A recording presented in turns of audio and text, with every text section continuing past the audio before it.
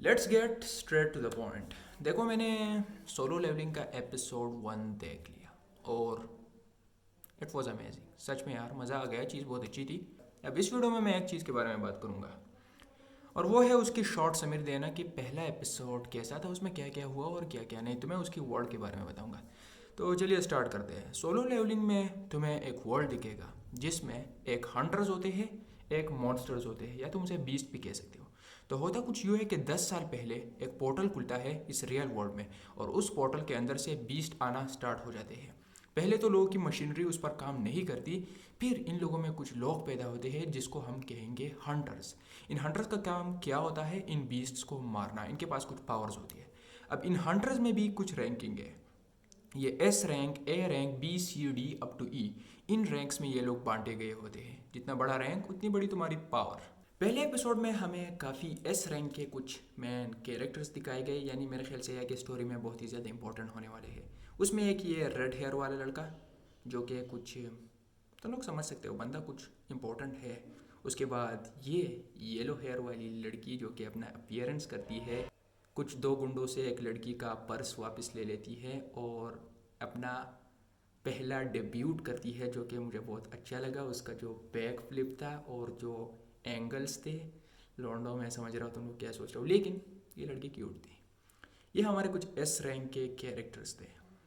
अब हमारा जो मेन कैरेक्टर है वो बंदा ई रैंक का, और जिसको आप लोग सबसे वीकेस्ट हंटर भी बोल सकते हो।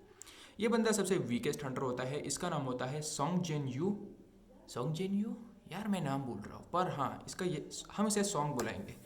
तो song Jen you E rank का बंदा होता है जो कि हर मिशन में लोगों पर बोझ होता है और उसे हमेशा कट्स मिलते हैं, यानी डैमेज मिलता है और ये बेयरली सरवाइव कर पाता है। लोग इसे बर्डन भी समझते हैं और इसके पीछे बहुत सारे बातें भी करते हैं।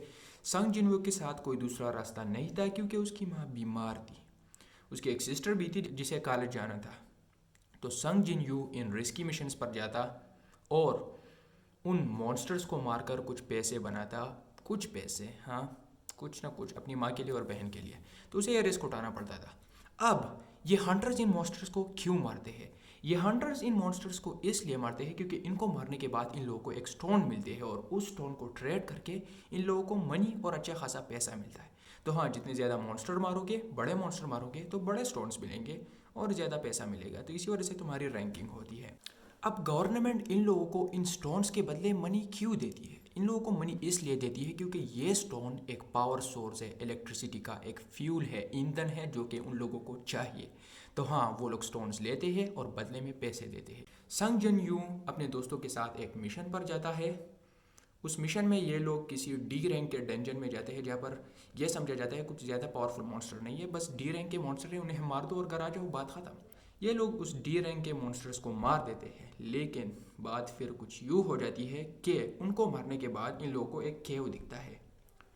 अब वहाँ पर जो लोग होते हैं उनमें से ज़्यादातर लोग सेटिस्फाई नहीं होते। उनका कहना होता है कि हमें इस खेव के अंदर जाना चाहिए क्योंकि हमने जिन मॉन्स्टर्स को मारा है उनके बदले हमें काफ़ी पैसे नहीं मिलेंगे। तो ये लोग ऐसा ही करते हैं। 6 लोग कहते हैं हमें जाना है और 6 लोग कहते हैं हमें नहीं जाना। तो सारी डिसीशन संग जिन यू पर आ जाती है। अब सॉन्ग जिन यू बोलता है कि चलो चले जाते हैं। तो यही होता है, ये लोग उस केव के अंदर चले जाते हैं। उस केव के अंदर जाने के बाद ये लोग एक रूम में एंटर होते हैं। उस रूम में इर्द गिर्द स्टोन के एक बड़े बड़े स्टेचूज होते हैं। अब पहले तो ये स्टेचूज मूव नहीं करते, एक आम साधारण से स्टेचूज होते हैं। ये लोग कहते हैं यार यह क्या चल रहा है यहाँ पर, तो ना मॉन्स्टर दिख रहा है ना कोई दूसरी चीज़। अचानक से संग जिनियो के साथ एक लड़की होती है। वो उसे बोलती है कि भाई, मुझे उस स्टेचू ने देखा है, वो अपनी आंखों को मूव कर सकती है। सारे लोग घबरा जाते हैं कि यार यहाँ पर चल क्या रहा है, ये चीज़ कुछ गड़बड़ तो है। इसमें से एक बंदा उठ जाता है और कहता है कि मुझे ये मिशन करना ही नहीं है, मुझे घर जाना है।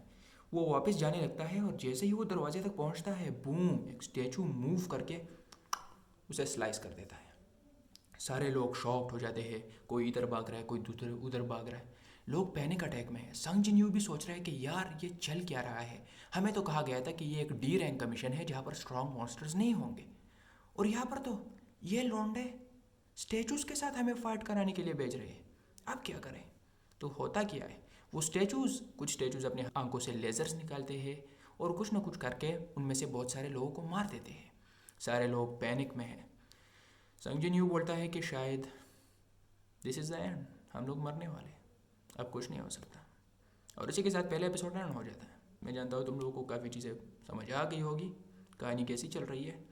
अब आगे एपिसोड में देखता है कि संग जिन यू के साथ क्या होता है, क्या इन स्टेचूज से वो बच पाता है या उसे कोई नई पावर मिलती है। उसके बारे में अगले एपिसोड में देखेंगे।